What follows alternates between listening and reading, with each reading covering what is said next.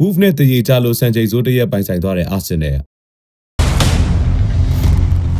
အာဆင်နယ်ဟာ Wolf နဲ့တရေချခဲ့တာကြောင့်ပရီးမီးယားလိသမိုင်းမှာမရှိဘူးသေးတဲ့စံချိန်စိုးတရက်ကိုပိုင်ဆိုင်သွားခဲ့ပါတယ်။အာဆင်နယ်ဟာပရီးမီးယားလိအမှတ်ပေးစရာကိုဦးဆောင်နေတဲ့အသင်းတွေထဲမှာတန်းစင်းစုံတွေကအသင်းတွေကိုဦးဆောင်ကိုငကိုးစသွင်းပြီးအနိုင်မရပဲတရေပဲကန်နိုင်တဲ့ပထမဆုံးပရီးမီးယားလိအသင်းဆိုတဲ့စံချိန်ကိုပိုင်ဆိုင်သွားခဲ့တာပါ။အာဆင်နယ်ဟာ Wolf ကိုငကိုးပြတ်ဦးဆောင်ပြီးမှခြေပကိုတွေပြန်ပေးခဲ့ရပြီးတရေချခဲ့တာဖြစ်ပါတယ်။ပရီးမီးယားလိအမှတ်ပေးစရာအောက်ဆုံးကိုရောက်နေတဲ့ Wolf ဟာ28ပွဲကစားပြီးမှရမှတ်10မှတ်ပဲရခဲ့တဲ့အသင်းဖြစ်ပေမဲ့အာဆင်နယ်ဟာအနိုင်မကစားနိုင်ခဲ့လို့ပရီးမီးယားလိအမှတ်ပေးစရာမှာမန်စီးတီးကို9မှတ်ဖြတ်ဦးဆောင်နိုင်မဲ့ခွင့်ရေးကိုပါလက်လွတ်ခဲ့ရပါတယ်။အာဆင်နယ်နီးပြအာဒေတာကပွဲချိန်ဒုတိယပိုင်းမှာကစားသမားတွေရဲ့နိုင်လိုစိတ်မရှိတဲ့ပုံစံနဲ့ကစားခဲ့လို့တရေကျခဲ့တာလို့ပြောကြားခဲ့ပါတယ်။